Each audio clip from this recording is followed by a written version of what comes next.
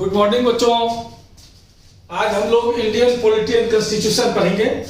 इसमें बेसिकली जो है president, vice president, governor, chief minister, इन सबों के बारे में बेसिक इंफॉर्मेशंस गैदर करेंगे हम लोग। ठीक है। सबसे पहले हम लोग जानते हैं कि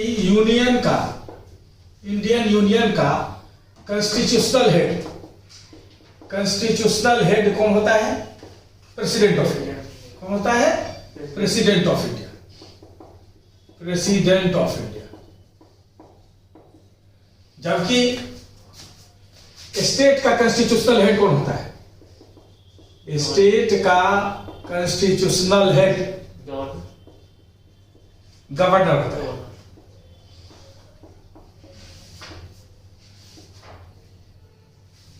उसी प्रकार यूनियन का रियल हेड कौन होता है? Prime minister. यूनियन का रियल हेड होता है हमारे देश का prime minister and union council of ministers. Union council of ministers ये हमारे देश का रियल हेड होता है। उसी प्रकार स्टेट का रियल हेड कौन होता है? सीएम। स्टेट का रियल हेड होता है चीफ मिनिस्टर,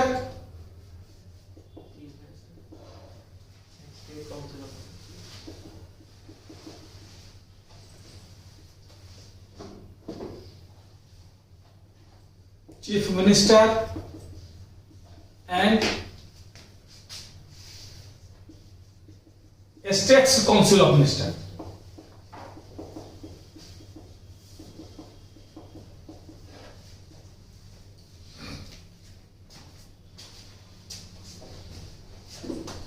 ठीक है। तो सबसे पहले हम लोग देख लेते हैं how president of India is elected. कैसे देश के राष्ट्रपति का निर्वाचन होता है। ठीक है। तो हम जानते हैं the president of India, president of India is elected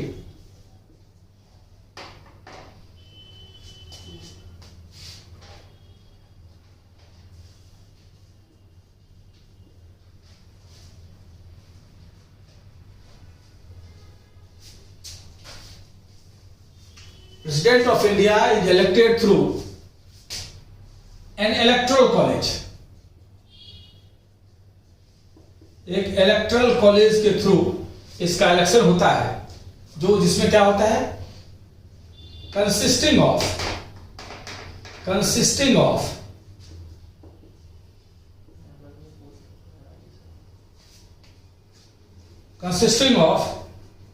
elected members of Lok Sabha, lower house,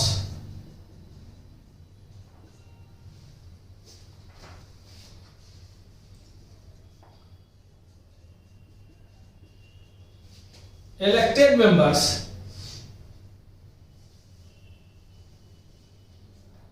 of Rajya Sabha, upper house, and elected members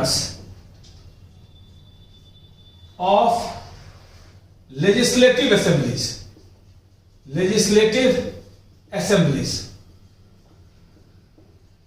that is Vidhan Sabha.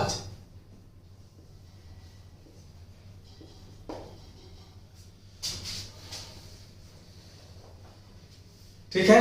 ध्यान देने की बात है इसमें, राष्ट्रपति के निर्वाचन में, प्रेसिडेंट के इलेक्शन में लेजिस्लेटिव काउंसिल मतलब विधान परिषद का कोई रोल नहीं होता।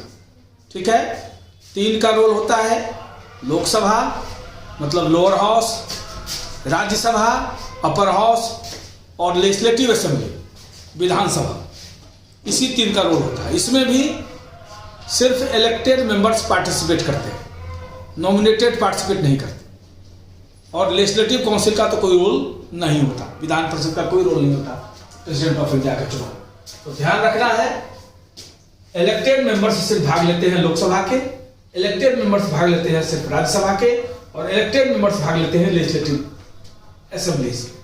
नॉमिनेटेड मेंबर्स पार्टिसिपेट नहीं करते, न लोकसभा के नॉमिनेटेड मेंबर, न राज्यसभा के नॉमिनेटेड मेंबर, न लेजिस्लेटिव असेंबलीज के नॉमिनेटेड मेंबर। और लेजिस्लेटिव काउंसिल तो पूर्णतः पार्टिसिपेट करता ही नहीं है प्रेसिडेंट ऑफ इंडिया के इलेक्शन। ठीक है जी। तो ये इलेक्शन का प्रोसेस कैसा है? इनडायरेक्ट इलेक्शन है। और तरीका क्या होता है? तो तरीका होता है by proportional representation. Proportional representation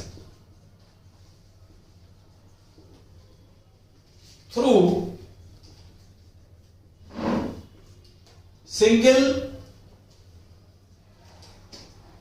proportional representation through single transferable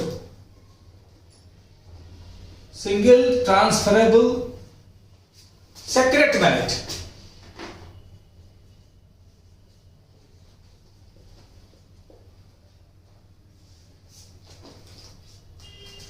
मतलब प्रेसिडेंट ऑफ इंडिया के इलेक्शन में प्रोपोर्शनल रिप्रेजेंटेशन होता है। प्रोपोर्शनल रिप्रेजेंटेशन का क्या अर्थ हुआ?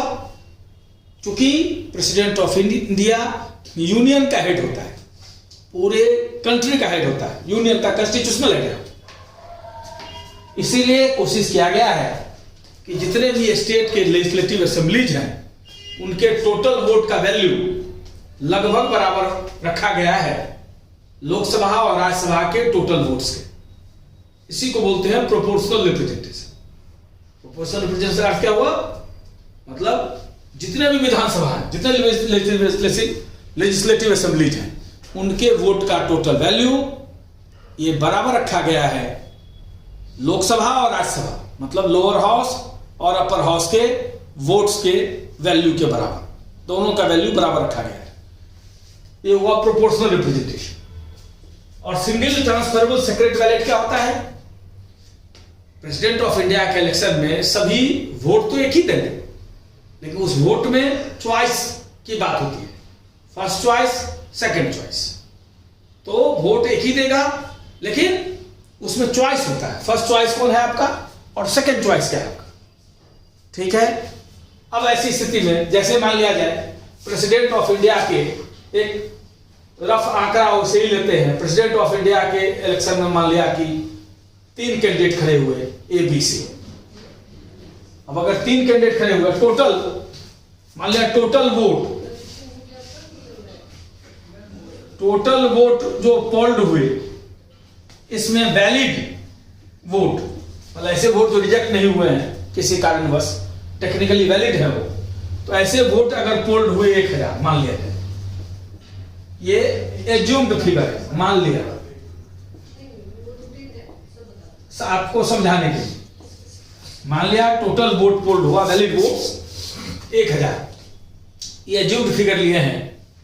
तो प्रेसिडेंट ऑफ इंडिया वही चुना जाएगा जिसको 1000 के 50% से एक ऊपर वोट हो, मतलब मिनिमम वोट है ये, minimum to be elected for president, minimum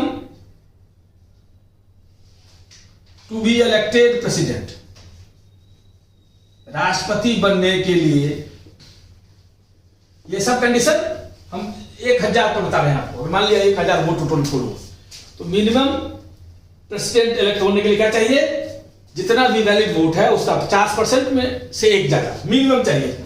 मतलब ये हो गया आपको, अगर 1000 वाले वोट हुआ है तो 501 चाहिए राष्ट्रपति के रूप में इलेक्टेड होने के लिए, कम से कम 501 चाहिए, कम से कम 501 वोट चाहिए, तभी वो प्रेसिडेंट ऑफ इंडिया के रूप में इलेक्ट होगा।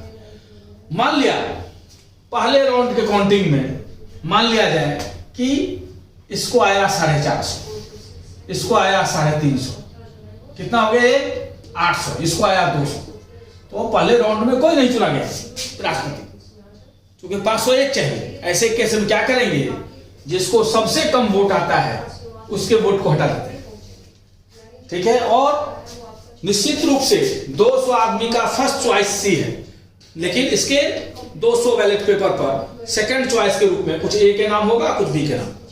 सपोज दैट इसमें हम मान लिए इसका डिस्ट्रीब्यूशन 100 है ए के नाम पर और 100 है मान लिया बी के नाम पर, तो अब ये कितना हो जाएगा, ट्रांसफर हो गया इसको, मतलब सिंगल दिया लेकिन वो ट्रांसफरेबल, तो 100 इसको दे दिया तो ये हो गया 550, और ये 100 दे दिया ये हो गया 450, तो ये 501 का आंकड़ा क्रॉस कर गया, इसलिए ये राष्ट्रपति चुना जाएगा, ए चुना जाएगा। नॉर्मली ऐसा केस होता नहीं है, तो फर्स्ट राउंड में ही हो जाता है सब। अगर हुआ, अगर बाई दी फर्स्ट राउंड में किसी का 50% से ऊपर नहीं आया, तो इस केस में इस ढंग से होता है, इसलिए कहते हैं सिंगल, लेकिन वो ट्रांसफरेबल होगा और गुप्त मतदान का प्रयोग किया जाएगा, सेक्रेट बैलेट का प्रयोग किया जाएगा, गुप्त मतदान का प्रयोग किया जाएगा। इस ढंग से राष्ट्रपति का निर्वाचन होता है हमारे देश में, ठीक है जी। क्वालिफिकेशन क्या है प्रेसिडेंट बनने के लिए, क्वालिफिकेशन क्या है, क्वालिफिकेशन फॉर प्रेसिडेंट, तो क्वालिफिकेशन है, क्वालिफिकेशन फॉर बिकमिंग प्रेसिडेंट। राष्ट्रपति बनने के लिए क्वालिफिकेशन क्या है, 3 क्वालिफिकेशन है। प्रेसिडेंट बनने के लिए भारत का 3 क्वालिफिकेशन है। पहला क्वालिफिकेशन है उसमें लोकसभा के सदस्य बनने की क्षमता होनी चाहिए, ही मस्ट, उसमें लोकसभा के सदस्य बनने की क्षमता होनी चाहिए, capability, he must have capability to become member of Lok Sabha, उसमें लोकसभा के सदस्य बनने की क्षमता होनी चाहिए। ये पहला होना जरूरी नहीं है, क्षमता होना जरूरी है, एलिजिबिलिटी उसका पूरा होना चाहिए, लोकसभा के सदस्य बनने की क्षमता होनी चाहिए उसकी, पहला। और चूंकि लोकसभा का सदस्य 25 वर्ष में हो सकता है, इसका उम्र ज्यादा रखना था, इसलिए एक एडिशनल कंडीशन फिर लगा दिया कि he must have age of 35 years और मोर, 35 वर्ष या उससे ऊपर का उम्र होना चाहिए, 35 वर्ष या उससे ऊपर का उम्र होना चाहिए। ये एडिशनल कंडीशन क्यों लगाया, क्योंकि लोकसभा का सदस्य बनने के लिए 25 वर्ष उम्र चाहिए, इसीलिए लोकसभा के सदस्य बनने की क्षमता होनी चाहिए उसमें, क्योंकि एज वाला कंडीशन मीट नहीं करता, इसलिए एक्स्ट्रा एक कंडीशन हो गया कि उसका एज जो है 35 वर्ष या उससे ऊपर होना चाहिए, दूसरा कंडीशन। और तीसरा कंडीशन है कि वो किसी भी लाभ के पद पर ना हो, लाभ का पद कोई भी राजनीतिक सेवा, एमपी बनना, एमएलए बनना, ये सब जो है ऑफिस ऑफ प्रॉफिट नहीं है। लेकिन अगर कोई नौकरी करते हैं आप, कोई अपना बिजनेस करते हैं, ठीक है जी, तो ये सब जो है नौकरी भी चाहे सरकारी हो चाहे प्राइवेट, मतलब नहीं है, कोई भी नौकरी, कोई भी अपना बिजनेस, ये सब जो है ये लाभ का पद हो गया, तो लाभ के पद पर नहीं होना चाहिए। अगर ऐसा है तो आपको पहले सब छोड़ना पड़ेगा, रिजाइन करना पड़ेगा, इसके बाद आप राष्ट्रपति के चुनाव खड़े हो सकते हैं, ठीक है जी। तो तीसरा है he must not enjoy any office of profit, he must not enjoy any office of profit, किसी लाभ के पद पर न हो। ये 3 क्वालिफिकेशन है राष्ट्रपति बनने की। अगर राष्ट्रपति बनना है तो ये तीनों क्वालिफिकेशन आपको मीट करना पड़ेगा, ठीक है बच्चों, नोट कर लिया आप लोगों ने, ठीक है, इसको मैं मिटा रहा हूं। अब आ जाइए आप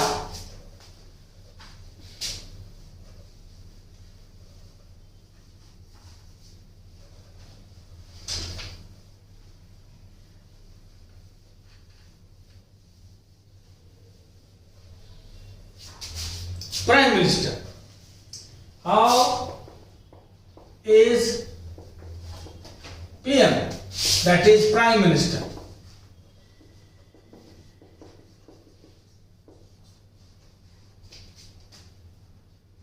appointed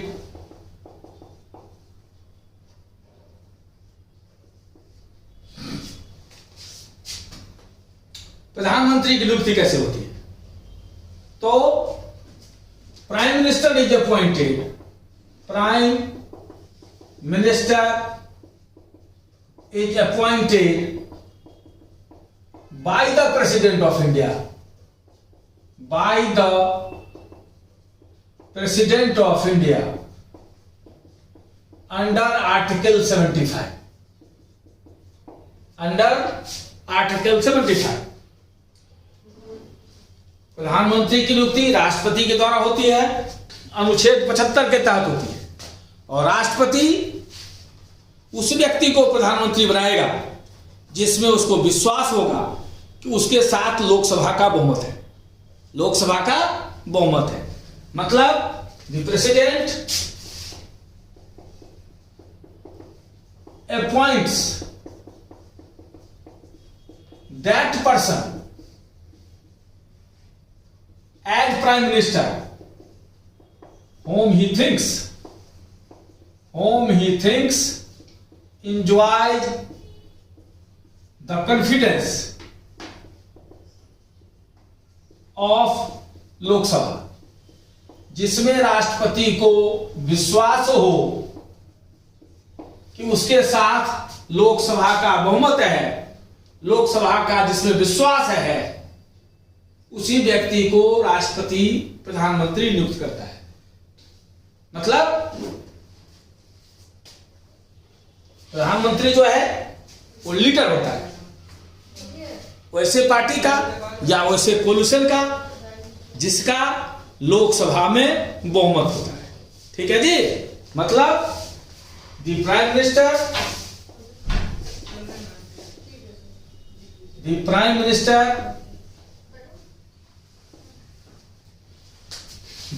minister is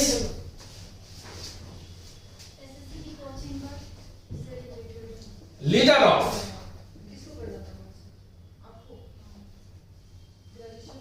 largest party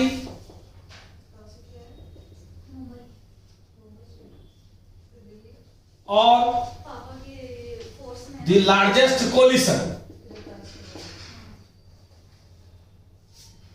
Prime Minister is leader of largest party or the largest coalition।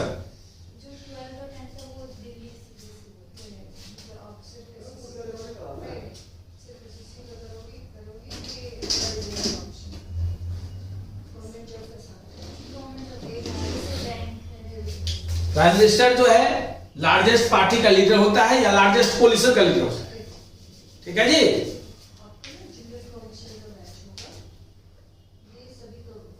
And that is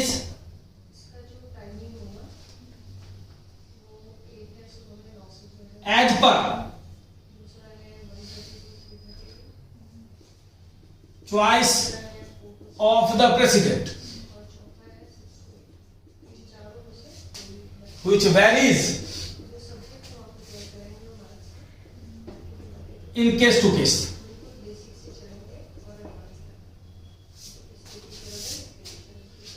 प्रधानमंत्री जो है या तो सबसे बड़े party, leader of the largest party in Lok Sabha, और the largest coalition, and that is as per choice of the president which varies in case to case। राष्ट्रपति की इच्छा पर डिपेंड हो जाती है कि सबसे बड़े पार्टी के नेता को बुलाए हो प्रधानमंत्री कुर्सी पर या सबसे बड़े गठबंधन नेता को बुलाए। ये प्रेसिडेंट ऑफ इंडिया के विल पर डिपेंड करता है।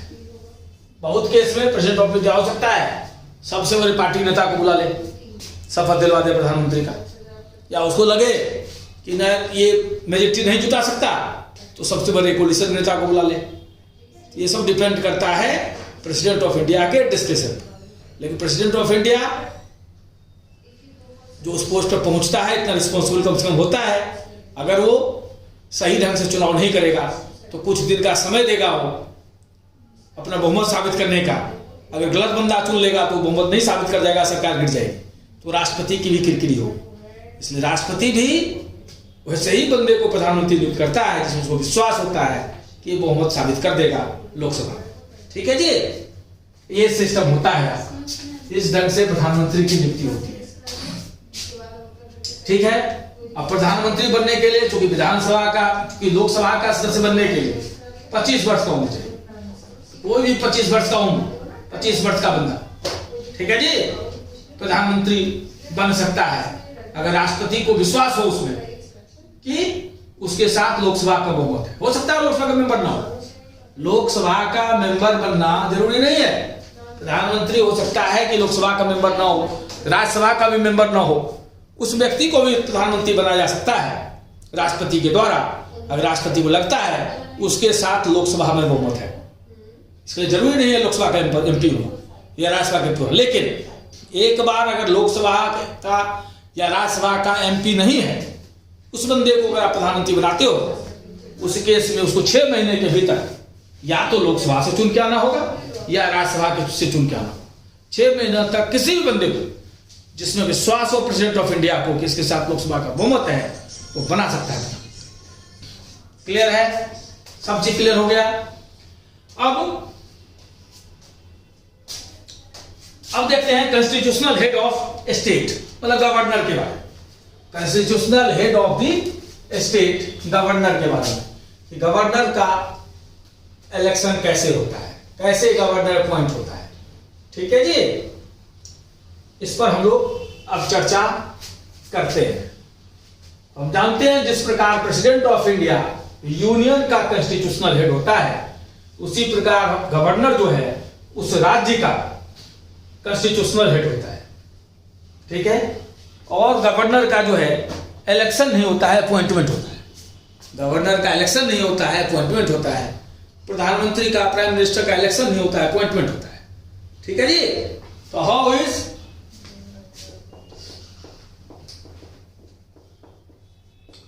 Governor appointed? Governor is appointed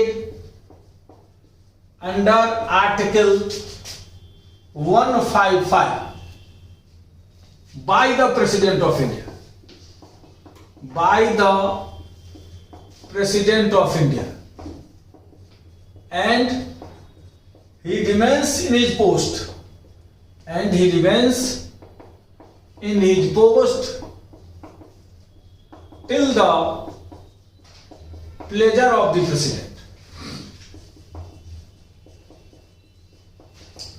राष्ट्रपति की इच्छा होने तक ही वो अपने पद पर रहेगा। ठीक है, गवर्नर का जो है नॉर्मल ड्यूरेशन होता है 5 साल के, लेकिन उससे पहले भी उसको हटाया जा सकता है। और एक गवर्नर एक या एक से अधिक राज्यों का भी हो सकता है, और गवर्नर दोबारा और तिबारा भी हो सकता है ना, कई बार हो सकता है। उसके लिए कोई बार नहीं है, गवर्नर के लिए कोई बार नहीं है। मिनिमम एज गवर्नर के लिए 35 साल है, 35 ईयर्स है, और मैक्सिमम कोई एज लिमिट नहीं है। ना प्रेसिडेंट ऑफ इंडिया में भी कोई एज लिमिट नहीं है मैक्सिमम का, और मैक्सिमम का गवर्नर में भी कोई लिमिट नहीं है। प्राइम मिनिस्टर भी मैक्सिमम का कोई लिमिट नहीं है, मैक्सिमम एज का, और चीफ मिनिस्टर के लिए भी मैक्सिमम एज का कोई लिमिट नहीं है। लेकिन मिनिमम एज प्राइम मिनिस्टर बनने के लिए 25 साल, चीफ मिनिस्टर बनने के लिए 25 साल, और गवर्नर बनने के लिए 35 साल या उससे ऊपर, और प्रेसिडेंट ऑफ इंडिया बनने के लिए 35 या उससे ऊपर। ठीक है जी, और चीफ मिनिस्टर, प्राइम मिनिस्टर के केस में 25 वर्ष या उससे ऊपर। ठीक है जी, 25 वर्ष से नीचे का आदमी चीफ मिनिस्टर या प्राइम मिनिस्टर नहीं हो सकता। उसी प्रकार 35 वर्ष से कम का आदमी ना तो गवर्नर हो सकता है, ना प्रेसिडेंट ऑफ इंडिया हो सकता है। तो गवर्नर को अपॉइंट किया जाता है आर्टिकल 155 के भीतर प्रेसिडेंट ऑफ इंडिया के द्वारा, और वो तभी तक अपने पोस्ट पर रहता है जब तक राष्ट्रपति की इच्छा होती है, till the pleasure of the president, till the pleasure of the president. ठीक है, और a governor can be appointed for one or more states. एक या एक से ज्यादा स्टेट के लिए एक बंदा को गवर्नर बनाया जा सकता है। ठीक है। नॉर्मल जो टेन्योर होता है गवर्नर इज ऑफ 5 years, लेकिन he can be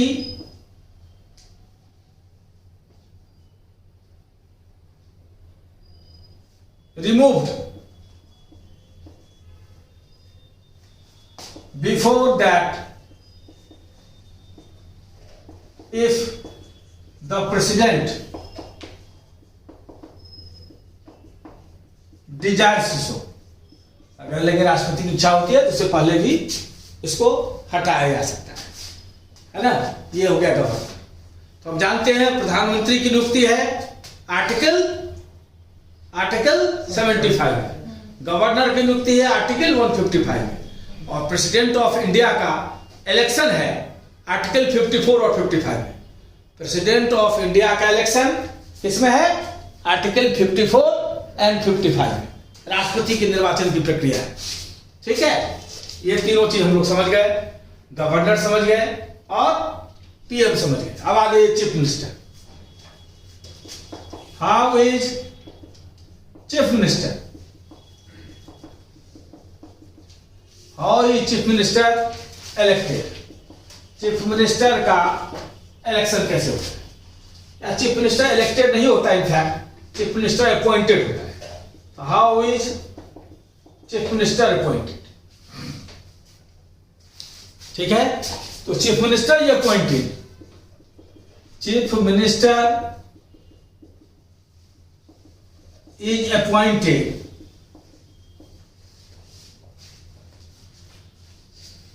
by the governor. Chief Minister is appointed by the governor under Article 164, अनुच्छेद 164 के भीतर, अनुच्छेद 164 के भीतर चीफ मिनिस्टर का अपॉइंटेड होता है गवर्नर के द्वारा। ठीक है जी। और a governor appoints that person as chief minister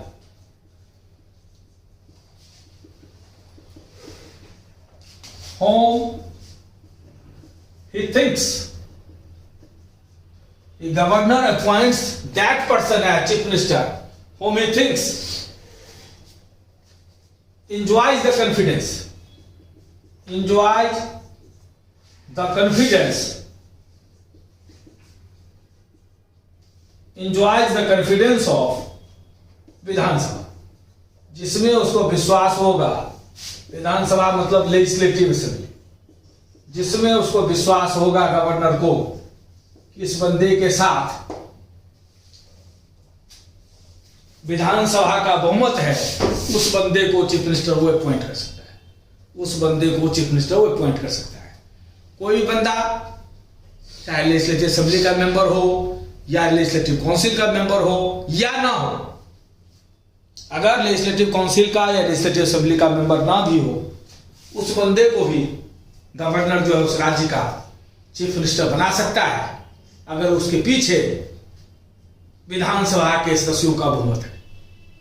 विधानसभा में चुन के आए हैं लेजिस्लेटिव असेंबली में, उनका बहुमत अगर उस व्यक्ति के साथ है, ऐसे बंदे को भी गवर्नर चीफ मिनिस्टर बना सकता है जो विधानसभा या विधान परिषद का सदस्य ना हो।